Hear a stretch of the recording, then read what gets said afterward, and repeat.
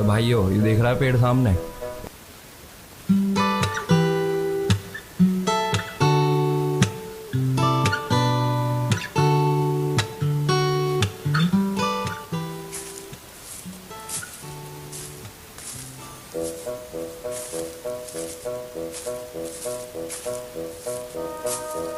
तो भाइयों ये देख रहा है पेड़ सामने, काफी पुराना और मजबूत लग रहा है।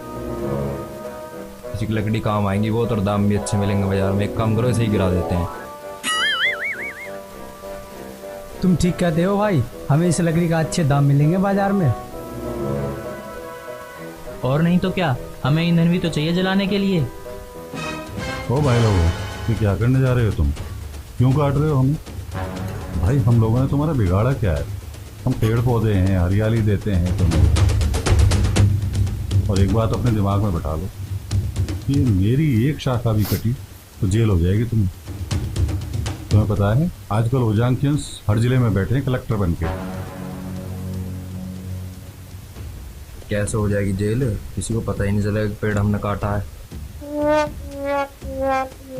चुटकी में पता लगा लेते हैं, चुटकी में। अरे निकल लो यहाँ से भाई, कहीं जेल ना हो जाए हमें। पेड़ काटना पर्यावरण नष्ट करना ही नहीं बल्कि एक अपराध है। Save jungle, take open breath. ओजांग IAS एकेडमी की पेशकश, जनहित में जारी।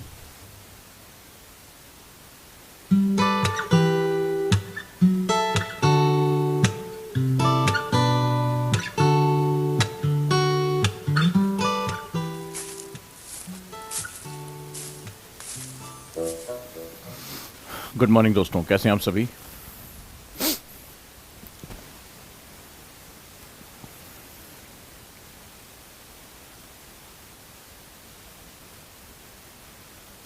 मेरी वॉइस क्लियर है आप लोगों को?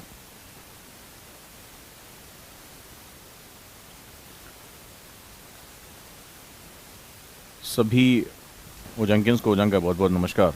और आज की डिस्कशन में हम आते हैं और एक नया सेगमेंट हम शुरू करते हैं।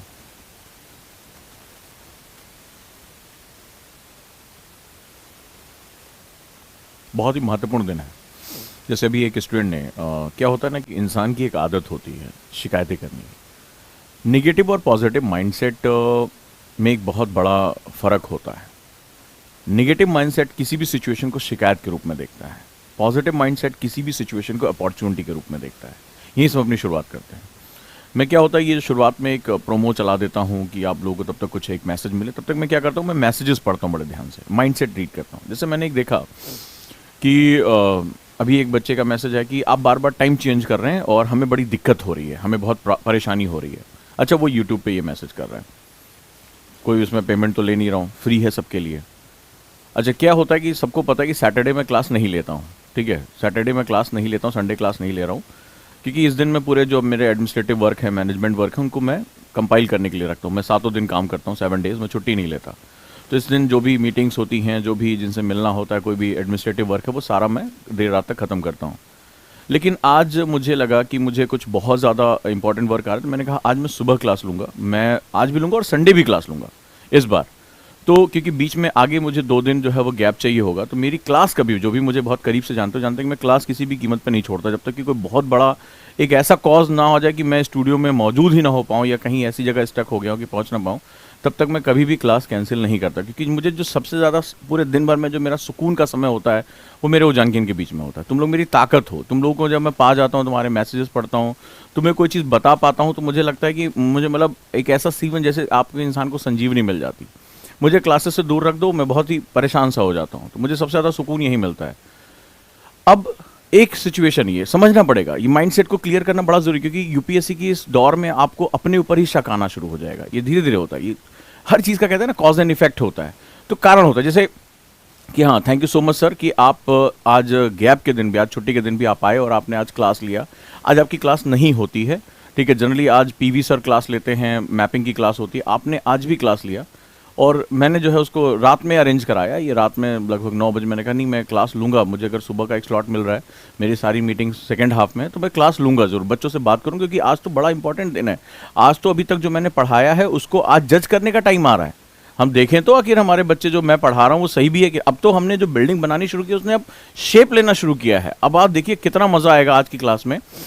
तो दूसरा ये होता है कि मुझे जो मिल रहा है मैं उसके लिए धन्यवाद करूं, ये बड़ा महत्वपूर्ण है। ठीक है, बहुत महत्वपूर्ण है। मेरे गुरु ने भी मुझे ये शिक्षा दी कि जो मिल रहा है उसके लिए धन्यवाद करो। ईश्वर तुम्हें परेशानियां भी दे रहा है तो उसके लिए धन्यवाद करो। कई बार हम उस सिचुएशन में होते तो हमें लगता है यार हमारे साथ ही ऐसा क्यों हो रहा है, हमारा भाग्य इतना क्यों खराब है, मेरा ही फर्स्ट अटेम्प्ट खराब हो गया, मेरा नहीं सिलेक्शन हुआ। तो बहुत सी चीजें होती हैं, धन्यवाद करो उसको कि तुमने मुझे चुना, तुमने मुझे चुना परेशानियों के लिए, तुमने मुझे चुना, मुझे इसने योग्य समझा। अरे जो योग्य होता है उसकी परीक्षा ली जाती है, जो अयोग्य होता है उसकी कौन परीक्षा लेता है भाई। तो अगर आप अपना शेड्यूल शिफ्टिंग, आप इतना कंफर्टेबल हो कि तुम्हें परेशानी हो रही है, अरे टाइम चेंज हो गया, मुझे मेरा जो है वो सिस्टम, तो अगर इतना तुम ऑर्थोडॉक्स हो तो मैं तुम्हें बता दूं, अगर तुम उस वेबिनार में आए होगे या तुम्हारे आसपास कोई, तुम्हारे परिवार में कोई आईएएस ऑफिसर होगा, आईपीएस होगा, राइट, तो तुम्हें अंदाजा होगा कि उनका जो शेड्यूल होता है वो बहुत ही अजीबोगरीब होता है। मेरा स्टूडेंट आईपीएस है, मैंने उसको फ़ोन किया बधाई देने के लिए कि भाई नए साल की बहुत बहुत बधाई। ठीक है, चलो बहुत अच्छी बात है, क्या पता चल रहा है? मैंने कहा अरे आज तो कम से कम थोड़ा रिलैक्स कर लो, आराम जो है कर लो। बोला अरे सर एक सुसाइड का केस आया हुआ है, उसको देखने जा रहा हूँ और मैं सुबह सुबह की बात कर रहा हूँ। बोला सर वहाँ जाना, और रात में अभी मैं 3 बजे लौटा हूँ, जो है वो एक कोई गांजा वांजा बेचता था उसकी छापेमारी करके, और अभी सर अभी फ़ोन आ गया तो जो है सर जो है सीनियर उन्होंने भेज दिया कि जाओ सुसाइड का केस देखो। अब 1 तारीख को आप 31 को नाइट को जश्न मनाते हो, 1 को आप जो है वो थकान दूर करते हो कि बोला अरे नया साल आ गया, एक दूसरे को बधाइयाँ देते। कोई सोचेगा कि एक पंखे से लटकी हुई लाश को सुबह सुबह पहले साल में देखना पड़े? ये होते हैं सिविल सर्वेंट, उनको पता होता है कि मुझे अपनी चीज़ों को कैसे सेग्रीगेट करना है। हमेशा ध्यान रखना, जो बड़े व्यक्तित्व होते हैं उनको ही बड़ा महत्वपूर्ण कार्य दिया जाता है, छिछले और हल्के व्यक्तित्व के लोगों को कभी भी महत्वपूर्ण पद नहीं दिए जाते हैं। तो अगर आप याद रखिएगा, यूपीएससी आपको इस पूरे, मैंने आपको बताया ना, डीएम जिले का पहला नागरिक होता है। आगे चलकर तुम जो है देश के नीति नियंताओं में शामिल होगे, केंद्र तुम्हें जो है तुम्हारे लिए जो सीख करेगा, तुम्हारी एडवाइस को सीख करेगा। तो तुम्हें किसी ऐसे हल्के व्यक्ति को जो अपना शेड्यूल आगे पीछे नहीं कर सकता, वो व्यक्ति कभी भी इसमें जाएगा। पता चला सुबह 5 बजे कहीं आग लगने की खबर आ गई, कोई डिजास्टर हो गया, बोले मैं तो 7 बजे सो के उठता हूं, मैं नहीं उठूंगा रजाई से। तुम्हें रजाई छोड़ो, तुम्हें तुम्हारे कुर्सी से उठा के किनारे कर देंगे, इतनी पावर है। तो याद रखिएगा कि फ्लेक्सिबल होना सबसे महत्वपूर्ण है। आप अपने मूड के हिसाब से काम नहीं कर सकते, और ये समय आएगा, एक समय ऐसी भी रातें आएंगी जब कई रातें तुम्हें मुंह पे पानी मारकर तुम्हारे पैर ठंडे हो रहे होंगे, नींद आ रही होगी, आंखें सुर्ख हो रही होंगी, लेकिन तुम्हें पढ़ना पड़ेगा। और अगर ये तुम सोच रहे हो कि ऐसे 4-5 घंटे पढ़ाई करके मौज मस्ती में वीकेंड ऑफ लेकर अगर तुम आईएएस बन जाओगे, तो इस बात को दिमाग से निकाल कर फेंक दो। ऐसी भी रातें आएंगी जहां तुम्हें जो है वो बहुत दिक्कत होगी। मैं आपको एक छोटी सी घटना बताता हूं। इला सिस्टर मेरी, जब आईएएस का उसका जो है जब एग्जाम था, उसका हाथ टूट गया। एक घटना बहुत याद आती है। अब देखिए विल पावर क्या होती है, इस बात से आप समझना। उसका हाथ टूट गया। अगर आपका हाथ टूट जाए तो, आपका हाथ टूट जाए तो आप रेस्ट करोगे? हाय दैया, पेन किलर का इंजेक्शन लगा है, हाथों में स्वेलिंग है। आप अंदाजा लगाइए, बोला गया कि बेटा रेस्ट कर लो, हाथ में स्वेलिंग आ जाएगी बहुत। मुझे पढ़ना है, मेरा टास्क पूरा नहीं हुआ, मुझे पढ़ना है, मुझे पढ़ना है, मुझे जो है वो इस तरह से मुझे अपने आइडियल को फॉलो करना है और मुझे पढ़ना है। मेरा कॉम्पिटिटर पढ़ रहा होगा, उसका ये कथन था, बोला नहीं आराम नहीं करना, हाथ लटका के नीचे तकिया लगा के, हाथ टूटा हुआ है, अभी 24 घंटे भी नहीं हुए हैं, प्लास्टर चढ़े हुए हैं, स्वेलिंग आ सकती है, डॉक्टर ने कहा था ज़्यादा देर तक हाथ नहीं लटकाना। बोला कोई बात नहीं, मेरे एग्जाम की मुझे तैयारी करनी है। और ये होती है विल पावर, इसको कहते हैं विल पावर, कि आज इंसान अपने जो दर्द हैं शरीर के, छोटी छोटी जो रुकावटें हैं, उनको खुद पे हावी ना होने दे। जो खुद पर हावी होने देगा वो जिंदगी में हर चीज को अपने ऊपर हावी होने देगा। बड़ी क्लियर सिचुएशन होती है जिंदगी में, जब तुम्हारे सामने कोई सिचुएशन होती, या तो वो तुम पर हावी हो जाएगी या तुम उस पर हावी हो जाओ। जो जैसा करेगा रिजल्ट उसी के अनुसार आएगा। तो याद रखना, जिन लोगों ने भी अपनी जिंदगी में कुछ हासिल किया है, उन्हें तकलीफों से गुजरना ही पड़ा है। उन्हें अपनी मुश्किलों पर, अपने दिमाग पर, सबसे बड़े इस पे काबू करना होता है। ये दर्द कौन बर्दाश्त करता है? सबसे ज्यादा दिमाग। ये दिमाग दर्द ही भूल जाए, ये भूख भूल जाए, नींद भूल जाए, समझ लेना वो सब कुछ जो पाना चाहता है वो पा लेगा। और ऐसा होता है। तो तुम्हें इसको जो है वो सबसे ज्यादा करना पड़ेगा। अब इसको तुम बार बार रिलैक्स कर रहे हो, ओ माय गॉड मेरा शेड्यूल चेंज हो गया, तो आई एम नॉट कंफर्टेबल, तो फिर हो गया तुम्हारा काम। ठीक है, यूपीएससी में तुम्हारे लिए जगह नहीं है, क्योंकि यहां कंफर्टेबल है ही नहीं है। ये तो पूरा करियर ही अनकंफर्टेबल लोगों का है यार।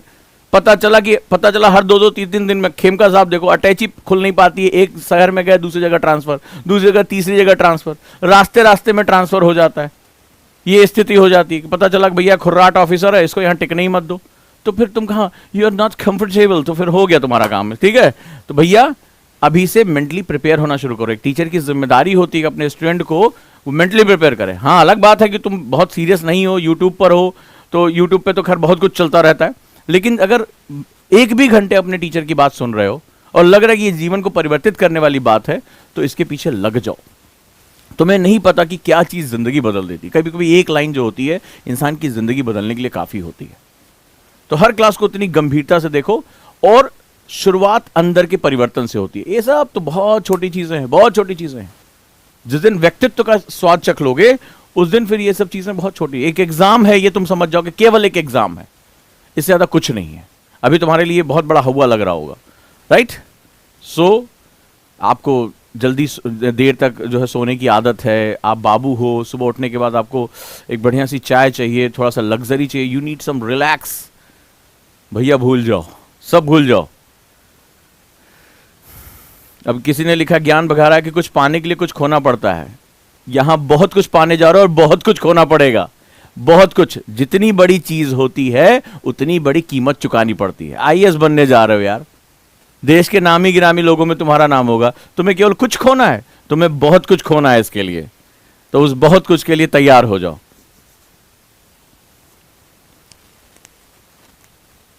चलिए अब हम शुरू करते हैं हमारी जो कल बातचीत थी। तो स्वागत करता हूं मैं कॉन्सेप्टर बैच में। यहां हम यही पर्सनालिटी बिल्डअप करते हैं। एजुकेशन और स्किल को कैसे मर्ज किया जाता है और कैसे खुद को तैयार किया जाता है, ये बड़ा जरूरी है। अब मैं उम्मीद करके बैठूंगा कि आज सबके हाथ में न्यूज़पेपर होगा।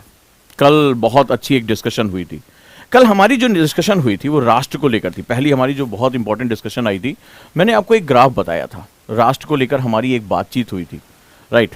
अब जरा उस राष्ट्र की बातचीत पे जो हमारी महत्वपूर्ण पर कितने लोगों ने कल की क्लास देखी थी, कितने लोगों ने कल की क्लास को समझा था। एक बहुत अच्छा डिबेट हुआ था और वहां मैंने बताया था, जब मैं संविधान के बारे में बातचीत कर रहा था, तो कल पहली बार फिर मैंने स्थापित किया कि इंफॉर्मेशन और अंडरस्टैंडिंग में जमीन आसमान का अंतर होता है। तैयार हो जाओ बहुत गहरे से। आज मुझे जज करो कि ओजांग सर बकवास खाली कर रहे हैं या ओजांग सर ने कुछ हमारे लिए बेस बनाया है, बहुत महत्वपूर्ण। और जो मैं ये बार मेरे बच्चे मुझे मैसेज करते हैं कि ओजांग सर पढ़ाते पहले छपता बाद में, चलो देख लेते हैं हाथ कंगन को आरसी क्या और पढ़े लिखे को फारसी क्या, ठीक है। कहते हैं ना प्रत्यक्षम किम प्रमाणम, तो जो प्रत्यक्ष है उसको प्रमाण की क्या आवश्यकता है। चलिए देख लेते हैं। कल मैंने इसके बारे में आपसे बताया था कि राष्ट्र को क्यों लोगों की शक्तियों के बारे में बात करना, पीपल में उसकी राइट्स और ड्यूटी का दोनों का बैलेंस होना बहुत जरूरी, तराजू बराबर है, तभी जाकर जो है पीपल यानी कि जो लोग वर्ड हमने इस्तेमाल किया है वो लोग जो है निकल कर आएंगे। नहीं तो सिर्फ हम भीड़ बन के रह जाएंगे, हम एक अमूर्त रूप हो जाएंगे, ठीक है। हम कभी भी जो है इन दोनों के बीच में हम बात नहीं कर पाएंगे, ठीक है।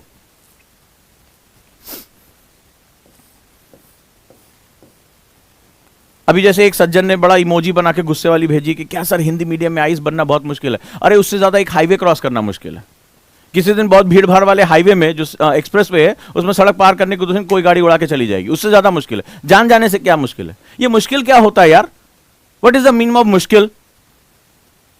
अगर किसी ने निकाला है तो तुम क्यों नहीं निकाल सकते हो। क्या वो लोग जो आईएएस हिंदी मीडियम से निकालते हैं वो एलियन होते हैं क्या, वो पीके के साथ आए तो दूसरे गोला से होते हैं। अजीब बात करते हो यार तुम लोग। किसी दिन हाईवे एक्सप्रेसवे ना ऐसे जहां से एकदम धनाधन गाड़ियां निकलती जा रही हैं उसमें पार करके देखना, लगेगा अरे बाप रे प्राण, एक गाड़ी ठोक के चली जाएगी, जान देने से ज्यादा क्या, उसके बाद तो सारी परीक्षाएं जीवन हो जाएगी। गलत बात है ना। सड़क क्रॉस करना ज्यादा मुश्किल है आज की डेट में।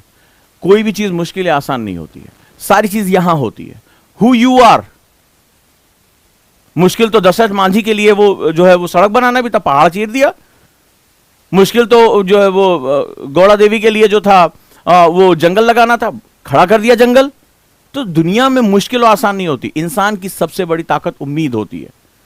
हौसले से बड़ा इस संसार में कोई मटेरियल ही नहीं बना। ना स्टील उतना मजबूत है, ना संसार का हीरा उतना मजबूत, कोई भी चीज इतनी मजबूत नहीं जितना इंसान का हौसला मजबूत होता है। पूरी इंसानियत जो सेपियंस है ना, होमोसेपियंस, इसकी सबसे बड़ी ताकत इसका हौसला, इसकी उम्मीद रही है। ये असंभव भी कर दिखाता जहां पर कोई भी नहीं सोच सकता था। खुद इसके आसपास के लोग कहते अरे ये असंभव है, तो इम्पॉसिबल में भी कहता आई एम पॉसिबल। अरे तुम क्या बात करते हो यार। इंसानियत की ताकत को समझो। अगर इंसान हो तो, और अभी भी एप में फंसे हुए जानवर, तो हम उसकी बात नहीं कर रहा हूं, लेकिन अगर इंसान हो तो इंसानियत की ताकत समझो। इंसानियत की सबसे बड़ी ताकत उम्मीद होती है।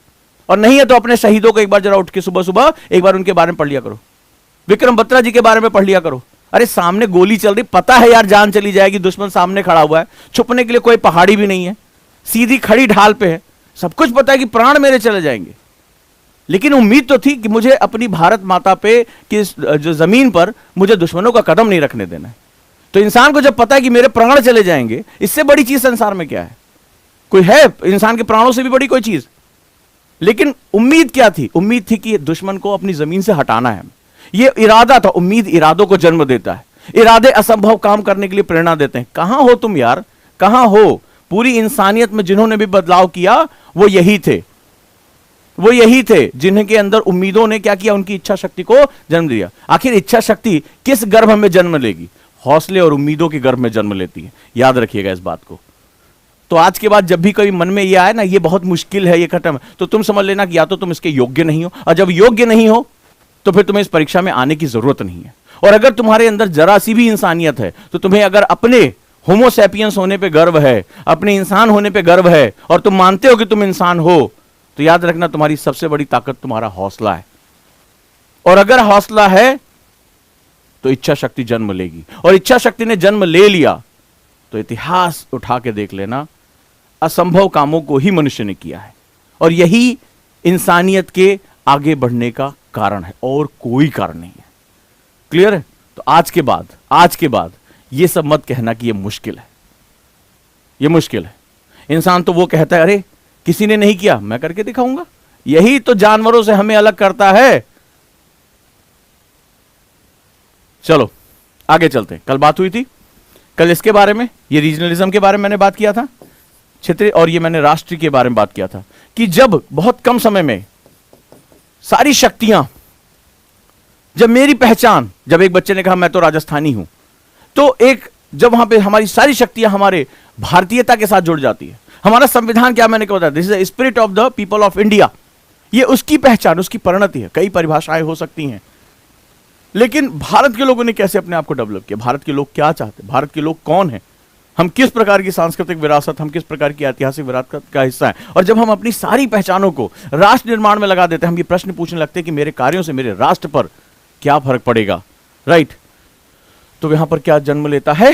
राष्ट्रीयता जन्म लेती है। और ये वो टाइम होता है किसी भी देश में, इजराइल को ले लो, जर्मनी को ले लो, अमेरिका को ले लो, किसी भी देश को ले लो, सिंगापुर को ले लो, चाइना को ले लो, जापान को ले लो। 1900 मतलब हिरोशिमा नागासाकी 1945 में दो बड़े औद्योगिक शहर जिसके तबाह कर दिए गए हो। दुनिया का 80% भूकंप इसके पास अकेले आता हो, जिसके पास कोई भी लैंड अवेलेबल ना हो, केवल एक वो आइलैंड हो, और वो दुनिया की सबसे ताकतवर इकोनॉमी में कन्वर्ट हो जाता है। कैसे होता है? क्या कोई जादू उनकी सरकारों को आता? नहीं आता है। वहां के लोगों को जादू आता है, और जादू आता है कि ना उम्मीदी में उम्मीद ढूंढकर कैसे उसको जो है वो सपनों को साकार किया जाए। हिरोशिमा नागासाकी जैसी घटना जिस देश में हो जाए, उसकी अर्थव्यवस्था बर्बाद हो सकती है, और उसके बाद वो दुनिया के सबसे ताकतवर देश के रूप में खड़ा होता है। देश लोगों से बनता है, और लोग जब अपनी इच्छाओं को, हर जापानी ने, ठीक है, हर जापान, मेरे टीचर ने रिसर्च किया था, उन्होंने कहा कोई वहां पर नौकरी मांगने नहीं जाता सरकार से। हर व्यक्ति ने अपने घर घर इंडस्ट्री लगा दी, बोला कि हम अपनी जरूरतों की चीज खुद पैदा करेंगे, हमें सरकार से कुछ नहीं मांगना है। वहां कोई भी जो राशन के लिए खड़ा नहीं होता है। जापानीज इतना जो है वो सेल्फ डिपेंडेंट होते, इतनी जो है आत्मसम्मान के वाले होते हैं। भूकंप आता है लेकिन वो अपने घरों को अपने हिसाब से बनाते हैं। ये होती है राष्ट्रीयता। तो भारत को अगर परिवर्तित होना है तो भारत के अंदर ये राष्ट्रीयता, जो राष्ट्र की भावना सबसे पहले होनी चाहिए। आ जाओ आज पे, इतनी महत्वपूर्ण बात है आज के पेपर में। चलिए, अब तो प्रधानमंत्री कह रहे हैं, कल ही पढ़ाया था ना ये,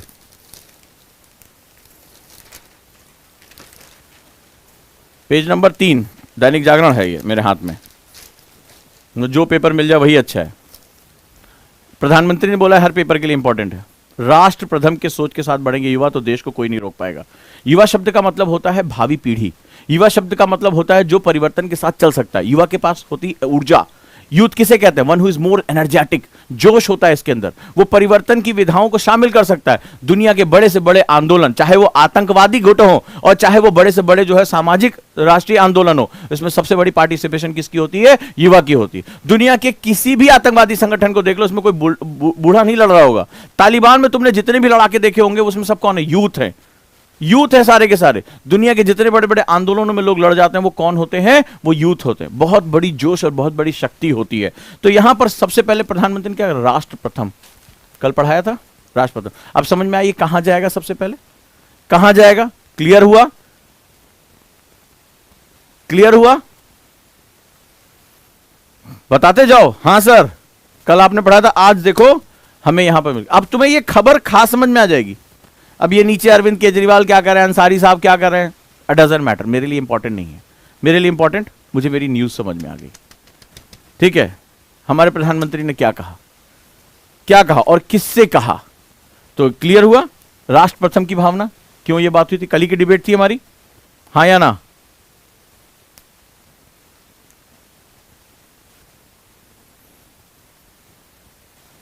अभी और देखो, कल हमारी डिबेट और क्या हुई थी? कल हमारी डिबेट हुई थी सेंटर स्टेट रिलेशनशिप के बीच में, कोऑपरेटिव फेडरलिज्म के बीच में, हाँ या ना? जल्दी बताओ।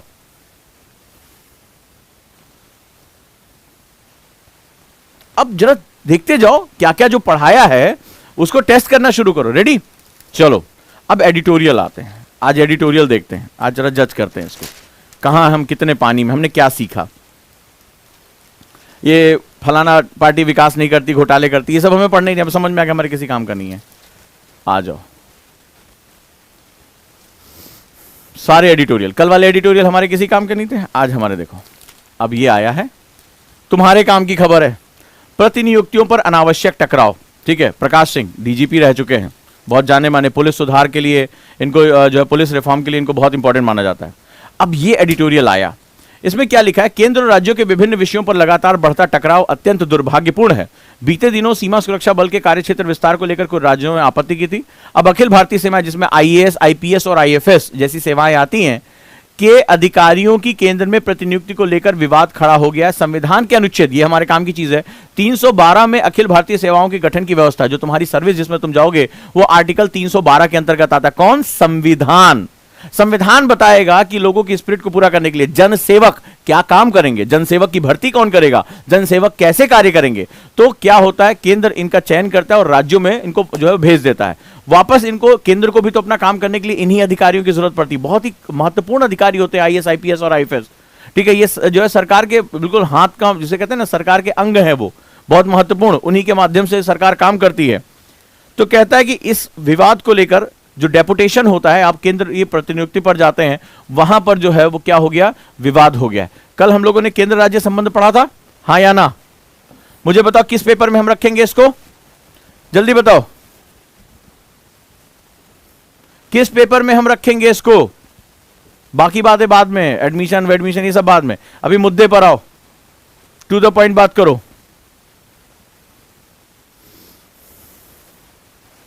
पढ़ा? बताओ।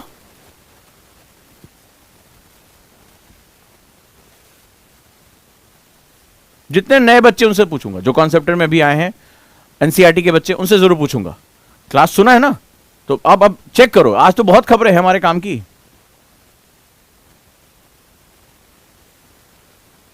देखो सबका जवाब सही है, जीएस पेपर 2। अगर मैं उसके साथ साथ मैं टॉपिक पूछ लूं तो केंद्र राज्य संबंधों को लेकर विवाद है। अब जब इसको पढ़ोगे तो तुम्हें समझ में आ जाएगा कि हमारी इस पर डिस्कशन क्या हुई थी। आज राष्ट्र प्रथम से रिलेटेड, अभी आ जाओ, हो गया ये। अब आ जाओ दूसरे एडिटोरियल पे। दूसरा एडिटोरियल है, ये मनु त्यागी का एडिटोरियल है। बेचारगी के तमके से उबरने की दरकार, लड़की हूं लड़ सकती हूं नारे से उत्तर प्रदेश में। यह हुआ कि महिलाएं जो हैं वो बहुत ही आगे बढ़ चढ़कर राजनीति में हिस्सा ले रही। अब बताओ किसमें रखोगे? ये महिलाओं से संबंधित मुद्दा है, राइट? किस पेपर में?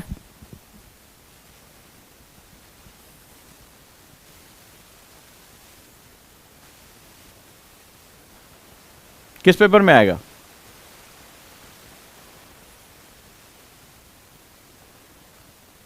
और सब टॉपिक बताओ, किस पेपर में किस टॉपिक के अंतर्गत आएगा? किस डोमेन में आएगा?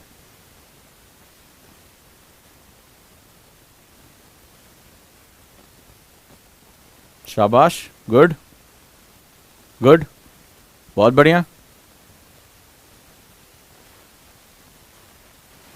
एंड इन सोशल इश्यूज, जहां पर पेपर 1 में, लेकिन मजेदार बात है, अब यहां पर देखो तुम्हें समझना पड़ेगा, पेपर 1 में वुमेन इंपावरमेंट है, लेकिन वुमेन इंपावरमेंट जब इसको पढ़ोगे तब तुम्हें पता चलेगा कि वोटिंग राइट्स के थ्रू, यानी कि जो we the people of India, जहां पर लोगों की भागीदारी, डेमोक्रेसी की बात कहते हैं, for the people, of the people and by the people, यानी लोगों का, लोगों के द्वारा, लोगों के लिए शासन।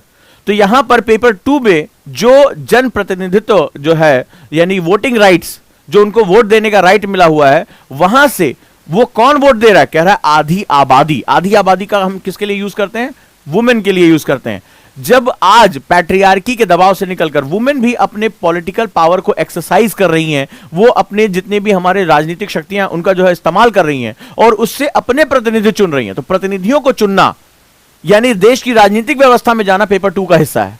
लेकिन इससे उनको क्या बेनिफिट हो रहा है कि राजनीतिक विमर्श में, यानी कि हमारे जो जितना भी पॉलिटिकल एरिना है, वहां पर महिलाओं का सशक्तिकरण, ये एक बड़ा मुद्दा आता है। यानी महिलाओं के लिए भी आपको प्लानिंग बनानी पड़ेगी, महिलाओं को भी अब रुझाना पड़ेगा। अब सिर्फ चुन्नी लाल के ऊपर बात नहीं होगी, चुन्नी लाल की पत्नी के ऊपर भी बात होगी, फॉर एग्जाम्पल मैं बात कर रहा हूं, तो यहां पर आपको इसके बारे में बात करना पड़ेगी। यानी यहां पेपर 1 भी इन्वॉल्व है और पेपर 2 भी इन्वॉल्व है। और मैंने आपको यही अंतर बताया था कि अगर जैसे उसमें हमने देखा था गिग इकोनॉमी के बेस पे महिला सशक्तिकरण की बात इस बार हुई है, तो इस तरह महिलाओं की ज्यादा से ज्यादा पार्टिसिपेशन, मैं कई बार क्लास में इसके बारे में बात कर चुका हूं, आपको इस पर ध्यान रखना चाहिए। महिलाएं कितनी पार्टिसिपेट करी, यूथ कितना जो है पॉलिटिक्स में पार्टिसिपेट कर रहा है, इसके माध्यम से महिला सशक्तिकरण, शक्तिकरण और सशक्तिकरण, पावर और इंपावर के बीच में अंतर होता है। पावर और इंपावर बीच में, पावर हमें दी जा सकती है, पावर हमें राजनीतिक दे सकता है, भाई महिलाओं के लिए हम 50% आरक्षण कर देते हैं, ये क्या हुआ? पावर दिया।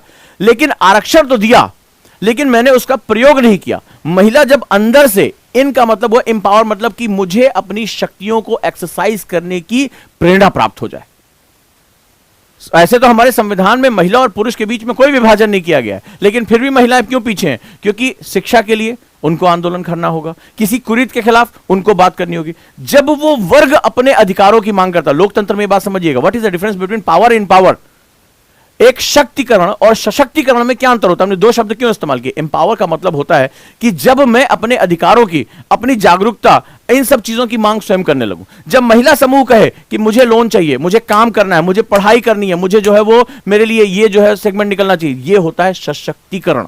सशक्तिकरण का मतलब होता है जब आप मांग करने लगे। लोकतंत्र में बड़ा महत्वपूर्ण होता है जब आप एक जो है ग्रुपिंग में कन्वर्ट हो, जब आप मांग करने लगे। एक होता है यथा इससे स्वीकार कर रहा है, मैं तो फलाने की पत्नी हूं, पति परमेश्वर है, फलाना जो कहेगा मैं करूंगी, ठीक है, उसने कहा कि घर से बाहर नहीं निकलना, नहीं निकलूंगी, नहीं पढ़ना है, नहीं पढ़ूंगी, मेरा काम यही है। और एक होता है जब अपने अंदर ये जागृत है कि कोई बात नहीं, मेरी पहचान फलाने की पत्नी से नहीं, मैं एक इंडिविजुअल हूं, मैं भारत की नागरिक हूं, जीडीपी में मेरा भी कॉन्ट्रीब्यूशन होना चाहिए, तो मुझे मेरे हक के लिए लड़ना होगा। ट्रिपल तलाक में लड़ा लोगों ने, तमाम जो है कुरीतियों के खिलाफ। आप जो शनि सिंगनापुर मंदिर में प्रवेश के लिए महिलाओं ने जो खुद आंदोलन किए। यह सशक्तिकरण होता है जब आप अपने अधिकारों की मांग करने लगते हैं, जब आप जागरूक होते हैं, जब आपको लगता है कि परिवर्तन मेरे जीवन में होने जा रहा है और मेरे परिवर्तन के लिए मुझे जो अधिकार दिए गए हैं उसको मुझे फ्रेंचाइज करना है, मुझे उसको इस्तेमाल करना है। यह सशक्तिकरण होता है।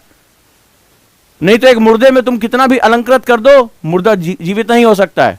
तो आपको अंदर से जब जागृत होने की बात आती, अंदर से सशक्त होने की बात आती है, अपने अंदर एक चेतना जागृत होती है, एक अवेयरनेस आती है अपने अधिकारों के प्रति, उसको सशक्तिकरण कहते हैं। यानी सरकार कुछ नहीं देगी। सरकार ने, हमारे संविधान ने महिलाओं और पुरुष को बहुत अधिकार दे रखे, लेकिन जब ये यहां से जागरूकता होकर मांग होगी कि चलो अब मुझे अपने अधिकारों को फ्रेंचाइज करना है। संविधान में कहीं नहीं लिखा हुआ है कि पत्नी घर से बाहर नहीं निकलेगी और जहां पति कहेगा वहां वोट देगी। वो एक इंडिविजुअल है संविधान के लिए कि वो अपने हिसाब से अपनी राजनीतिक जो है चुनाव कर सकते, लेकिन उसको पता ही नहीं कि राजनीतिक चुनाव क्या है, किसको वोट देना। जहां पति कह रहा है वहां वोट पड़ रहा है। घर की सारी महिलाएं वहीं डालती जहां पति कहता है, जहां पुरुष तय करता है, जहां चौराहे पे जाता है वो तय करता है इस पार्टी को वोट देंगे, महिला जाकर वोट देती है। लेकिन जब महिला ये तय कर ले कि मेरी अपनी आकांक्षा है, मेरी राजनीतिक शक्ति, मेरी जो अपनी आइडियोलॉजी है वो तुम्हारे कहने पर नहीं होगी, ये सशक्तिकरण है। वोट देने का अधिकार शक्ति ने, संविधान ने दिया है, लेकिन वोट किसको देना है, वोट देना ही है, यह सशक्तिकरण है। इस बीच में अंतर में आप समझिएगा, यह बहुत ही महत्वपूर्ण है। राइट, ये बहुत ही महत्वपूर्ण है। अब समझ में आया कि what is the difference between empowerment and empowerment? Clear हुआ? तो ये दोनों पेपर के लिए बहुत महत्वपूर्ण, पेपर 1 एंड पेपर 2। पेपर 2 में आता है तो मुझे संविधान और पॉलिटिकल एरिना में इसका जवाब देना है। पेपर 1 में आता है तो मुझे पॉलिटिक्स का यूज करते हुए पेपर 1 में यानी सामाजिक सशक्तिकरण के नियमों के हिसाब से, महिला सशक्तिकरण, वुमेन एम्पावरमेंट के हिसाब से मुझे इसका जवाब देना है।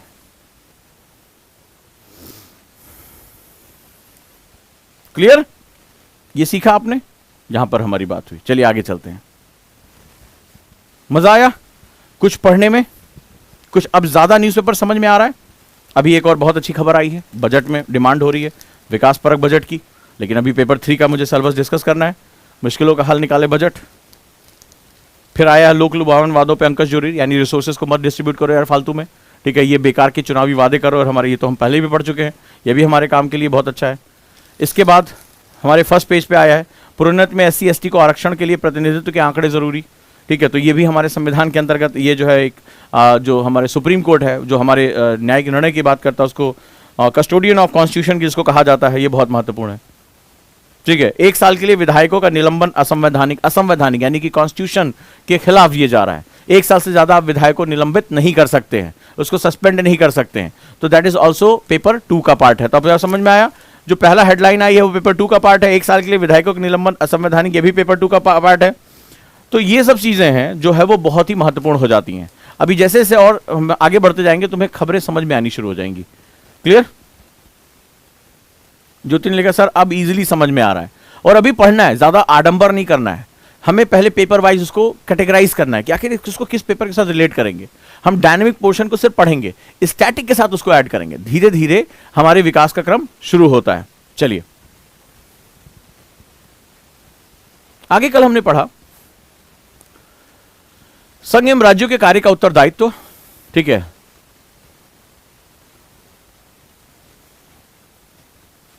Function and responsibility of union and states, function and responsibility, issues and challenges pertaining to the federal structure. जैसे अब ये क्या हुआ, अब जैसे कल मैंने बताया यहां पर संघीय ढांचे से संबंधित विषय एवं चुनौतियां, तो आज ये क्या हुआ, प्रतिनियुक्त पे केंद्र कह रहा है मुझे अधिकारी भेजो। इसमें बहुत अच्छा इन्होंने प्रकाश सिंह ने लिखा कि अधिकारियों की कमी हो रही है, राज्य उनको भेज नहीं रहा। खासतौर पे आपने देखा बंगाल में सबसे ज्यादा जो है वो बवाल हुआ, बंगाल जो है ममता बनर्जी केंद्र के साथ सीधे सीधे टकराहट में।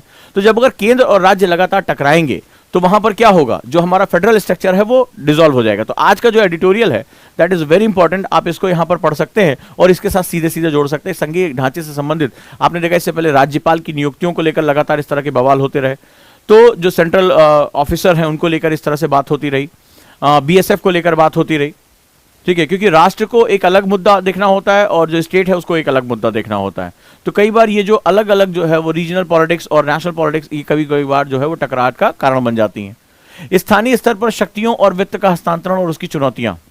अब जैसे तुमने देखा होगा एक पेपर में एक बड़ी खास बात आती है, बार बार जैसे अभी आपने देखा कि यहां पर फ्रंट पेज पे यहां पर लिखा है कि डबल इंजन की सरकार उत्तर प्रदेश के लिए इस्तेमाल किया जाता है कि योगी और जो है वो प्रधानमंत्री की जो double engine. What is the meaning of double engine की सरकार? डबल इंजन का मतलब होता है गाड़ी अब तेज चलेगी, तेजी से वो पावर को खींच सकेगी। इसका मतलब है सेंटर और स्टेट में, आपने बार बार ये सुना होगा यूपी इलेक्शन में जो है बार बार लंबे समय से कि डबल इंजन की सरकार है, डबल इंजन की सरकार है, कि मतलब सेंटर में जो जिस जो है विचारधारा की पार्टी है, स्टेट में भी उसी विचारधारा की पार्टी है, यानी सेंटर और स्टेट के बीच में कोई टकराहट नहीं है।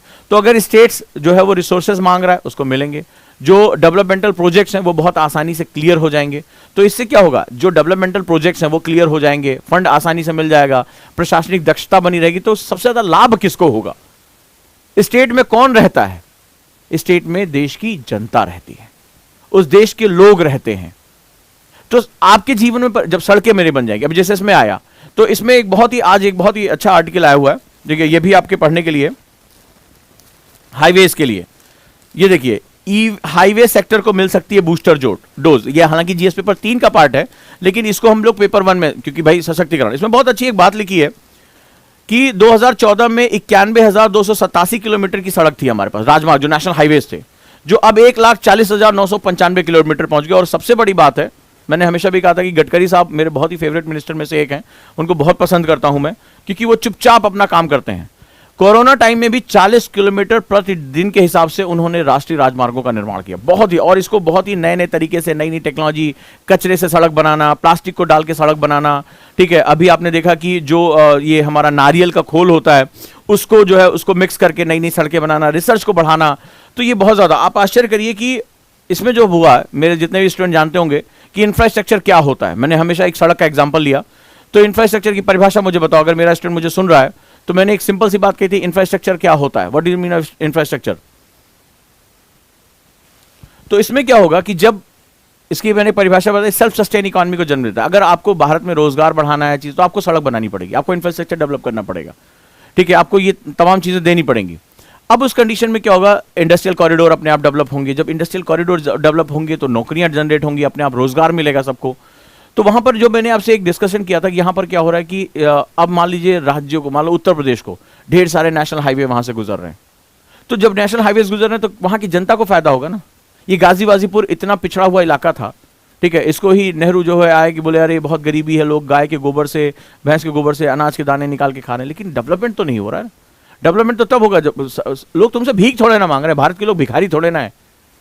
भारत के लोगों ने इतिहास रचा है, वो तुमसे कह रहे हैं हमें इंफ्रास्ट्रक्चर दे दो, हमें सड़क दे दो, रेलवे दे दो, बिजली दे दो, हमें बेसिक इंफ्रास्ट्रक्चर दे दो, हम अपना काम कर लेंगे भाई, हम सड़क किनारे ढाबा खोल लेंगे, हम खाना बेच के अपना काम चलाएं, हम तुमसे कुछ नहीं मांग रहे हैं, लेकिन हमें इंफ्रास्ट्रक्चर तो दे दो एटलीस्ट, ये तुम्हारा काम है। तो इंफ्रास्ट्रक्चर जब दिया जाएगा, वो नहीं कह रहे कि हमें तुम फ्री में अनाज बांटो या हमें फलाना दो, ये बहुत बड़ी जनता नहीं कह रही, जब कुछ नहीं मिला तो यही दे दो कम से कम, जब तुमसे कुछ नहीं हो रहा। वो कह रही है हमें सम्मान से जीना है, हमें इंफ्रास्ट्रक्चर दे दो, हमें इलेक्ट्रिसिटी चाहिए, अरे हम लगा लेंगे चक्की, हम गेहूं पीस के अपना काम चला लेंगे, बिजली तो दो, हमें लाइसेंस तो दे दो। एक अधिकारी बिठा रखा है, पैसा मांग रहा है हर बात के लिए, लाइसेंस ही नहीं दे रहा मुझे।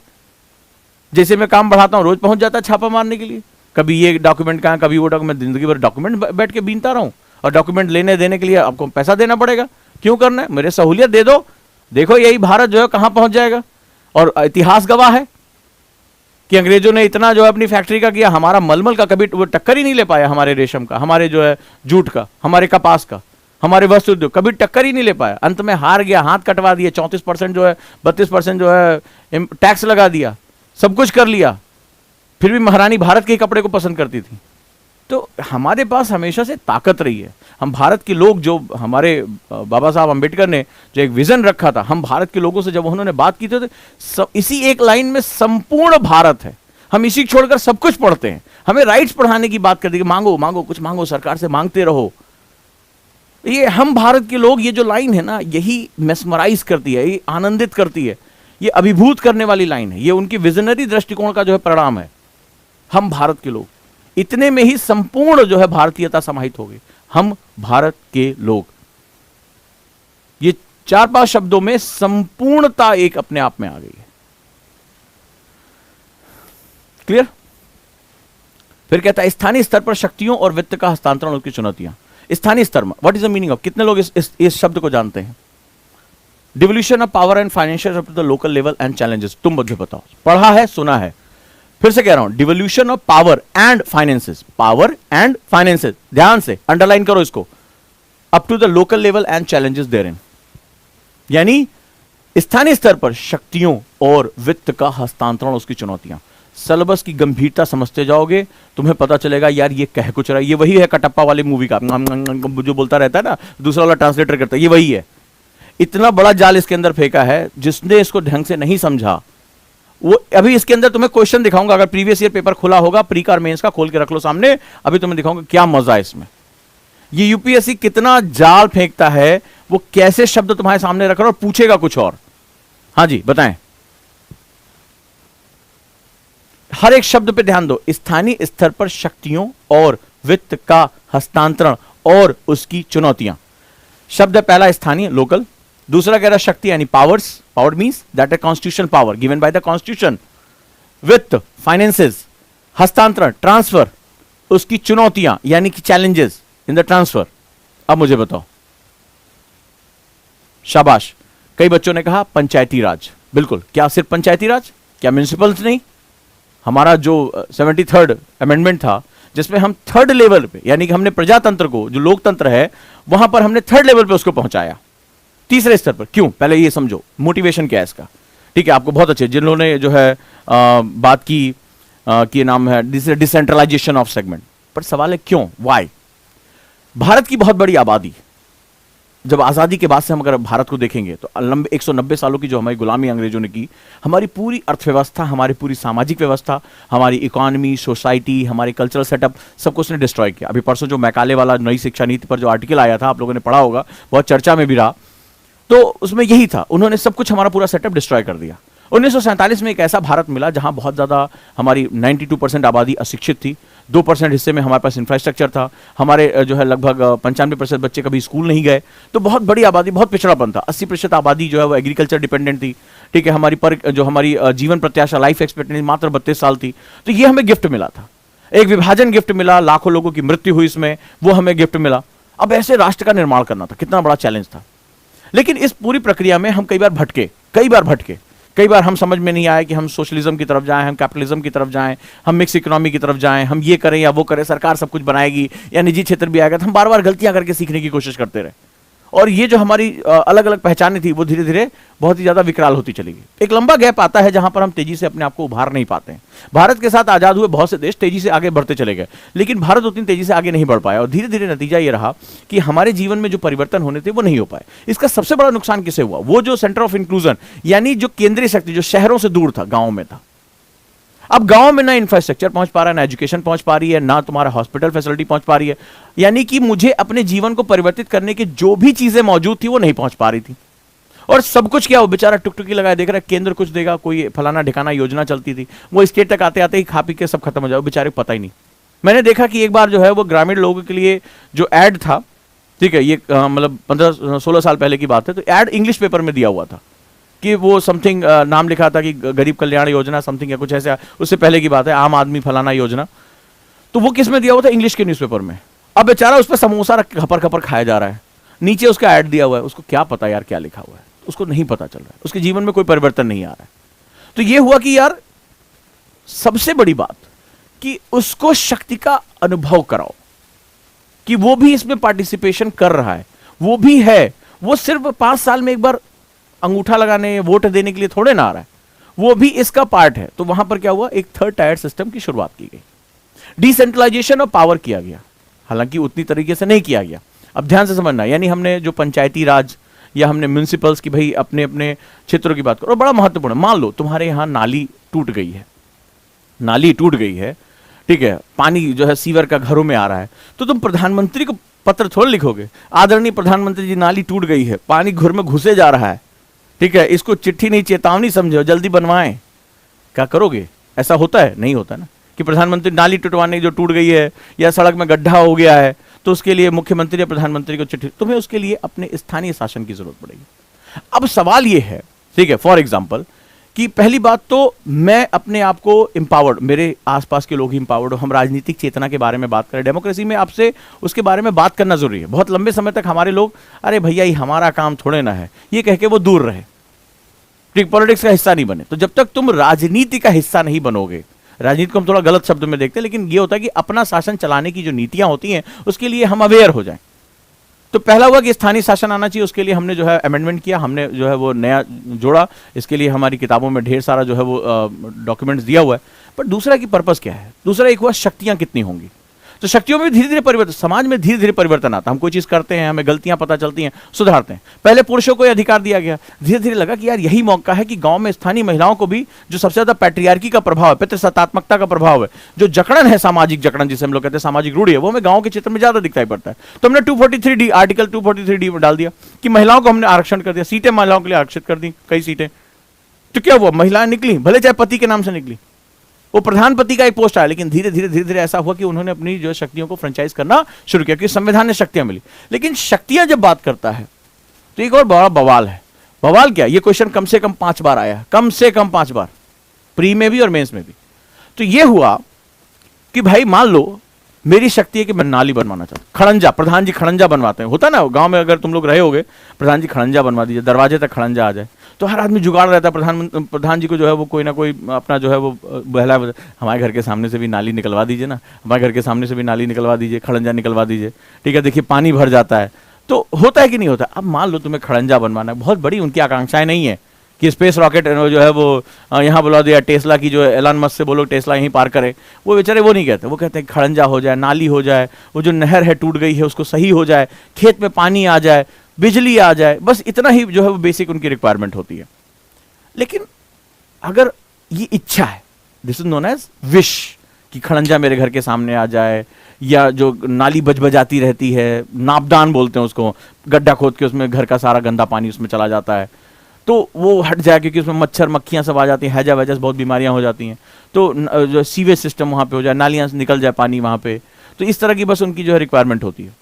लेकिन इच्छा को मांग में कैसे परिवर्तित करें, ये बड़ा इकोनॉमी का बड़ा अच्छा कॉन्सेप्ट है। इच्छा है कि भाई खड़ंजा हो जाए, नाली हो जाए, बिजली का तार खिंच जाए, एक खंभा आ जाए, बस और कुछ ज़्यादा इससे नहीं चाहिए।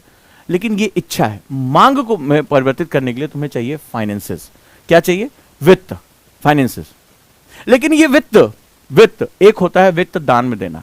तुम राज्य के सामने रोज जाके ए बाबू, तो वो तुमसे कहेगा ए हमें वोट दो तो हम तुम्हें ये देंगे, तो संविधान की मूल आत्मा तो खत्म हो जाएगी। क्योंकि किसी चीज को आप व्यापार करने लगे, राजनीति व्यापार में कन्वर्ट हो गई कि भैया देखो ये गांव हमें वोट नहीं देता है तो हम इसको जो है नहीं देंगे, होता है ऐसा, ठीक है। तो लेकिन अब इसमें तुम किसी पॉलिटिकल पार्टी के ऊपर जो है वो क्या होगा, जो संविधान में एक ताकत थी कि लोग अपनी राजनीति का, हमें स्वतंत्रता मिली, हमें फ्रीडम है, हमारा राइट है, हम किसी को भी एक्सरसाइज कर सकते हैं, अब मुझे वो चीज मिलनी चाहिए। तो इसके लिए एक कॉन्स्टिट्यूशन बॉडी, एक बहुत ही महत्वपूर्ण संविधान ने, मैंने कहा ना spirit of the people of India है, वो इतना संतुलन है, उसको तुम एक भाग के रूप में मत लो, उसके हाथ पैर के बारे में डिस्क्राइब मत करो। तो कह रहा है मुझे भी बताओ कि ये एक ऑब्लिगेशन कर दो कि कोई राजनीतिक पार्टी इनके वोट देने, इनकी राजनीतिक जो है वो क्या उनकी महत्वाकांक्षा है, इनका अलाइनमेंट कैसे बारे में बात ना करे, इनको मिलना चाहिए, क्योंकि वो इच्छा ही करता रह जाएगा। प्रधान साहब खड़ंजा बच जाए, अरे भैया खड़ंजा बिछवा दे, पैसा ही नहीं, कहाँ बताएं, कोई पैसा ही नहीं दे रहा, वो पता नहीं कौन आए हैं डीएम, पैसा ही नहीं निकाल रहे हैं। But you have to be obligate. तो हमने फाइनेंस कमीशंस बनाए, हमने वित्त आयोग बनाया, उसमें कह दिया कि केंद्र के पास सारे टैक्स में इतना, केंद्र के पास इतना, राज्य के पास इतना, जो लोकल बॉडीज के पास जाएगा, और माइक लाल कोई रोक नहीं सकता। अब चाहे तुम जो है कुछ भी हो, तुम्हें ये पैसा उसको देना ही पड़ेगा। ऑब्लिगेशन कर दिया। कौन दे रहा है? हमारा संविधान ये ताकत दे रहा है। अब तुम मुझे बताओ, 13 finance commission, 14 finance commission, 15 finance, हर साल क्वेश्चन आता है, हर साल ये क्वेश्चन आना ही आना है। उठा के देख लो आज, राइट, उठा के देख लो। तो ये आपको एक एक शब्द का मतलब समझना पड़ेगा। अब मुझे ये बताओ, ये फाइनेंसेस, अगर मान लो तुम सड़क बनाना चाहते हो, तुम अपने लोगों में कोई डेवलप, हमारे स्वर्गीय एपीजे अब्दुल कलाम साहब ने कहा था कि पूरा का कॉन्सेप्ट लेकर आओ, provision of urban amenities rural area, यानी ग्रामीण क्षेत्रों में शहरी सुविधा दे दो, उस बच्चे को वहीं पर एक अच्छा स्कूल दे दो, एक अच्छा हॉस्पिटल दे दो वहां के लोगों को, वहां भी सड़क दे दो, वहां भी बिजली दे दो। वो भागकर जाकर वो तुम्हारे फुटपाथ पे सोने के लिए नहीं आएगा, वो गांव में ही उसको आजीविका मिल जाएगी, वो गांव में ही रहने को तैयार है। वो यहाँ आके छटपटाता है शहर में, उसको जो फुटपाथ के किनारे सोना पड़ता है। रिक्शे वाले बेचारे जो होते हैं, तुमने देखा होगा, अपने रिक्शे पे ही ऐसे जो है सो जाते हैं रात में, और फिर दिन भर रिक्शा खींचते रहते हैं, कोई उनके पास चारा नहीं है। हमारे ही भारत के लोग हैं। तो कह रहा है देश की 70% आबादी गांव में रहती है, और तुमने सारा इंफ्रास्ट्रक्चर डेवलपमेंट केवल शहरों में कर रखा है, लेकिन इंफ्रास्ट्रक्चर डेवलपमेंट करने के लिए ये कहां से आएगा? और अगर ये मैं किसी पॉलिटिकल पार्टी पर डिपेंडेंट कर दूंगा तो फिर वो तुमसे मोल भाव करेगी, और अगर मोल भाव कर लिया तो संविधान की मूल आत्मा ही खत्म हो जाएगी, जो स्पिरिट है हमारी, जहां हम सबके, we the people of India, we the particular people of India, तो हमने वर्ड यूज नहीं किया था ना, हम भारत के लोग की बात हुई थी। तो जब हम भारत के लोग की बात करें तो हम जाति, धर्म, क्षेत्र, भाषा, लिंग, इन सब से दूर हटकर एक समान रूप से इस भारतीय क्षेत्र के अंदर रहने वाले हर व्यक्ति को एक ही नजर से हम देख रहे हैं। हमारे संविधान ने कहा, ये बहुत ही खूबसूरत लाइन है, बहुत ही जिसे कहते हैं ना कि मेस्मराइज करने वाले, we the people of India. और ये प्रोक्लेम कौन कर रहा है? ये कोई सत्ता नहीं कर रही है, ये कह रहा है वी द पीपल ऑफ। जब हम वी कहते हैं तो हाथ ऐसे करते, वी मतलब हम, दैट वी आर द। इसीलिए कल मैंने कहा था संविधान क्या है? It's the spirit of the people of India. ये कोई सरकार नहीं बना रही है, कोई संविधान कमेटी ने नहीं कहा था, ये भारत के लोग जो कह रहे थे, अनुभव कर रहे थे, उनका जीवन शैली था, उसको तुमने एक डॉक्यूमेंट में लिख दिया। तो सेंटर में कौन है? वी हैं, हम हैं भारत के लोग। और हम जब होती है तो चेन होती है, ग्रुप की बात नहीं करते हैं। ये बहुत ही खूबसूरत डॉक्यूमेंट। इस लाइन में बहुत कुछ है। हस्तांतरण की बात कर रहे हैं, मतलब कैसे ट्रांसफर करोगे उसको। आज आपने देखा कितने लोगों ने प्री में और मेंस में डीबीटी का क्वेश्चन देखा, डायरेक्ट बेनिफिट ट्रांसफर, सीधे खाते में पैसा। जैम ट्रिनिटी, जनधन, आधार, मोबाइल, ठीक है। जनधन में तुम्हारा क्या होगा? एक खाता खुलवा दिया सरकार ने, आधार के साथ लिंक कर दिया, यानी बायोमेट्रिक हो गई, तुम्ही का जो दर हो तुम्ही को पैसा मिलेगा। तुम्हें ही सिलेंडर का पैसा मिलेगा, तुम्हें ही अनाज का पैसा मिलेगा। क्यों डिपेंडेंट करूं कि मैं राज्य को दूं, राज्य जो है वो जिले को भेजे, जिले में ना भेजे, बीडीओ खा के फलाने हो गया, XYZ हो गया, सबने पैसा दबा लिया। जिसके नाम पे पैसा आया था वो बैठा हुआ, कब आएगा? बोले आएगा आएगा, टेंशन ना लो। कब आएगा? आएगा आएगा आएगा। कब मिलेगा राशन? राशन पता चला सरकार ने जो है वो ट्रक भेजा, ट्रक कहीं और बिक के चला गया, और तुम्हें और राशन वाले वक्त अभी अब नहीं आया, तो तुम क्या करोगे? सरकार बहुत गंदी आए, 5 साल बाद हम अब की बदल के रख दें, दूसरे को हम जो है वोट देंगे। लेकिन 5 साल भूखे मरेगा वो 5 साल प्रताड़ित रहता, फिर सोचता आओ इलेक्शन आए नहीं तो हम फिर से निगोशिएशन कर लेंगे, हम फिर से मोल भाव कर लेंगे। तो लोकतंत्र की आत्मा तो खत्म हो गई ना। तो क्या हुआ? डायरेक्ट बेनिफिट ट्रांसफर बोलो आया है, नगद जो हमारा जो है नगद प्रत्यक्ष आहरण जिसे हम लोग कहते हैं, हस्तांतरण, आया हुआ क्वेश्चन तुम्हारा, कई बार आया, प्री में भी आया, मेंस में भी आया। लेकिन वो कह नहीं रहा कि ये क्वेश्चन पूछूंगा। तुम जब तक इसको एक एक शब्द को डिकोड नहीं करोगे तब तक नहीं होगा। चुनौतियां क्या, चैलेंजेस हैं क्या देश, अगर हम ज्योग्राफी में हमने पढ़ा कि हम बहुत ही अलग अलग देशों में, हमारे देश में अलग अलग क्षेत्रीय विषमताएं हैं। कहीं पहाड़ी इलाका है, कहीं मैदानी इलाका, कहीं रेगिस्तानी इलाका है, कहीं पीने की पानी की कमी है, कहीं बहुत ढेर सारा पानी बरस रहा है, कहीं बहुत आर्द्रता है, कहीं मच्छरों से होने वाली मौतें बहुत ज्यादा है, कहीं गर्मी से होने वाली मौतें बहुत ज्यादा है, कहीं ठंड बहुत भयानक पड़ती है, 5-5 महीना हम मुख्य से कटे रहते हैं। अभी आप जाके देखो हिमाचल और जो कश्मीर के हिस्सों में क्या हालत हो गई है। कहीं परिवहन ही नहीं है, कहीं दलदली भूमियां हैं, नदियां जो है बरसात में इतनी भयानक हो जाती हैं कि आसाम के बाद का पूरा क्षेत्र कटा रहता था, 4-4 महीने तक कटा रहता था। वहां पे मुख्य भारत में आप जा नहीं सकते थे, बच्चे स्कूल नहीं जा सकते, आप कोई कार्य नहीं कर सकते। भारत इतना विहंगम एक जो है ज्योग्राफी है, जिसका मतलब है कि जो दिल्ली की आवश्यकता है, जो बिहार की आवश्यकता है, जो उत्तर प्रदेश की आवश्यकता है, जो मणिपुर की आवश्यकता है, जो नागालैंड की आवश्यकता है, जो कश्मीर की आवश्यकता है, वो बिल्कुल अलग अलग होंगी। चुनौतियां क्या हैं इन आवश्यकताओं को समझने? क्यों बिहार आज विशेष राज्य की मांग कर रहा है? विशेष राज्य का मतलब मुझे ज्यादा संसाधन दो। क्यों पहाड़ी राज्यों को हम विशेष राज्यों का दर्जा देते हैं? हम स्पेशल स्टेट्स का जो हम उसको प्रोविजन देते हैं, ज्यादा उसको जो है वो सेंटर में कंट्रीब्यूशन ज्यादा होता है, 90% तक कंट्रीब्यूशन जो सेंटर करता है, 90% तक सब योजनाओं में जो है पैसा कौन देता है? वो सेंटर देता है। क्यों ऐसा हम करते हैं? क्योंकि उसकी भौगोलिक स्थिति, उसकी चुनौतियां जो हैं वो अलग होती है, हम इसको भी कंसीडर करते हैं। तो चैलेंजेस क्या हैं? क्या उत्तर प्रदेश के एक गांव का विकास और मणिपुर के एक गांव का विकास, नागालैंड के एक गांव का विकास, दोनों एक समान हो सकता है? दोनों की चुनौतियां, दोनों की जो क्षेत्र हैं, आप उत्तर प्रदेश के एक गांव में बिजली का तार बिछाना है, सीधे सीधे खंबे लगाए, आप बिजली का तार बिछा सकते हो, सड़कें बिछा सकते हो। लेकिन एक पहाड़ी इलाके में सड़कें बनाना, इंटरनेट कनेक्टिविटी देना, ये बहुत चुनौतीपूर्ण कार्य होता है। तो इन चुनौतियों को समझना भी बड़ा महत्वपूर्ण होता है। दूसरा, कई बार जैसे हम नॉर्थ ईस्ट के लोग हैं, तो नॉर्थ ईस्ट के लोगों को हम एक अलग नजरिए से देखते हैं। वो भारत की ही भूमि के लोग हैं, लेकिन वो अपने आप को सांस्कृतिक रूप से अलग समझते हैं और हम भी उन्हें अलग नजरिए से देखते हैं, अलग नाम से बुलाते हैं। तो हमने देखा, मैंने कई बार देखा लोग बात करते हुए, नॉर्थ ईस्ट का कोई खिलाड़ी है, नॉर्थ ईस्ट का कोई बच्चा है, ए नेपाली इस तरह बोलते हैं, अरे नेपाली है। मतलब ये स्थिति है, ये मानसिकता मैंने कई लोगों को इस तरह बोलते देखा। गलत बात है ये। वो हमारे भारत के लोग हैं, आज खेलों में, आज हमारे एथलीट्स में नंबर 1 पे बैठे हुए हैं वो। तो हम जब तक इन चुनौतियों को नहीं समझेंगे तब तक हम पूरे भारत का एक विकास नहीं कर पाएंगे। और जब तक डेवलपमेंट को हम ग्रास रूट लेवल पे, जिसे कहते हैं ना कि बॉटम अप अप्रोच, जो कहा गया कि नीचे से ऊपर तक का विकास होना चाहिए, हम लंबे समय से ऊपर से नीचे तक का विकास, सेंटर कुछ देगा, स्टेट कुछ देगा, तब हम बाबू को कुछ मिलेगा। जब तक नीचे से ऊपर तक का विकास हम डेवलप नहीं करेंगे, तब तक भारत की बहुत बड़ी आबादी बहुत कम समय में अपने जीवन में चेंज नहीं देख पाएगी। याद रखिएगा। अभिजीत ने कहा इट्स वेरी डिफिकल्ट। क्लियर? मजा आया? अभी बहुत मजा आएगा। आज की खबरों में बहुत ही खबर है, मुझे बहुत गौरव करने वाली, आज भारतीय नाते मिसाइल निर्यात करने वाले देशों के क्लब में शामिल हो। आय हाय, ये खबर सुनने के लिए ना कितना साल लग गया। हम मिसाइल निर्यात कर रहे हैं, ठीक है। हम अभी तक मुख्य आयातक थे।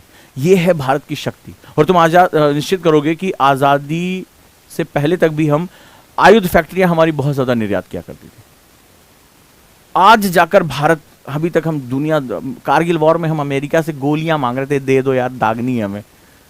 वो कह रहे हैं पाकिस्तान भी हमारा दोस्त है, हम नहीं देंगे, जाओ जो करना कर लो। और आज हम मिसाइल निर्यात कर रहे हैं, कई देशों से हमारी बातचीत चल रही है। तो ये एक ताकत है भारत की। और भारत की ताकत तब तक नहीं हमें समझ में आएगी जब तक हम भारतीयता के स्वाद को नहीं चखते हैं, भारतीयता के स्वाद को हम नहीं जो है जानते हैं। तो स्वागत है आप सभी का इस सभी में और कॉन्सेप्टर बैच में। जुड़े रहिए, मस्त होकर पढ़ाई करते रहिए, ठीक है। डिस्कशन जिंदगी का एक बड़ा इंपॉर्टेंट हिस्सा है और ये मत समझिएगा कि इसमें कुछ निकल गया। और जुड़े रहिए आंसर राइटिंग के साथ, बहुत से बच्चे इसके साथ जुड़ना शुरू हो गए। आंसर राइटिंग क्लास हम शुरू कर रहे हैं 23rd से, राइट। और इसका हो गया रजिस्ट्रेशन शुरू, कॉन्सेप्टर का रजिस्ट्रेशन भी चल रहा है, इसके साथ भी आप लोग जुड़े रह सकते हैं। और सबसे महत्वपूर्ण है एनसीईआरटी बैच के साथ जा सकते हैं, राइट। तो नंबर जो है वो कॉन्सेप्टर में भी जो आपके ईएमआई चल रही है 27 से लेकर 31 तक चल रही है, 27 जनवरी से 31 जनवरी। इसके बाद it's very difficult to get the EMIs, यानी कि मंथली इंस्टॉलमेंट जो है वो आपको नहीं मिल पाएगा। तो जुड़े रहिए दोस्तों, मस्त होकर। इस नंबर पे आप कॉल कर सकते हैं 8750711100 या 2244, किसी पे भी आप कॉल कर सकते हैं, जानकारी ले सकते हैं।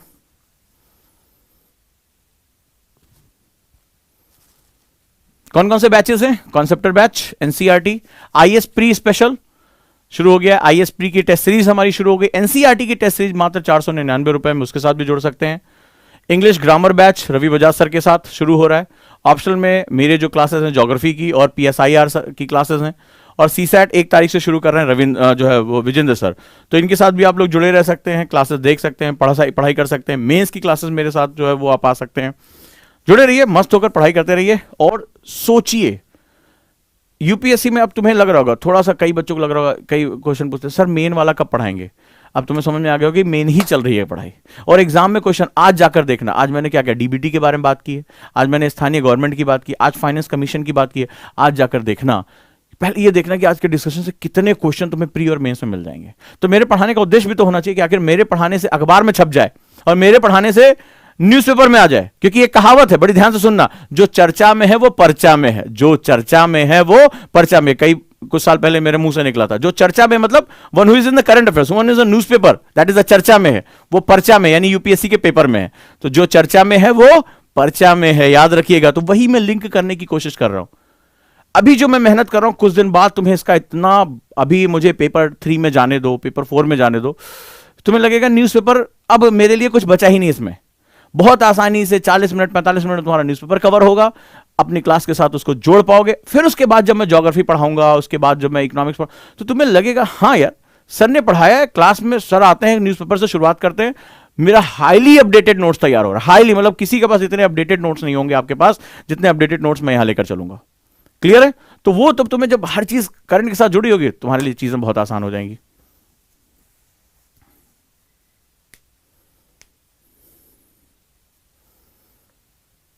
ये बड़ा बढ़िया तारीफ है, अमित ने लिखा है कि आज की क्लास आतंक रही सर।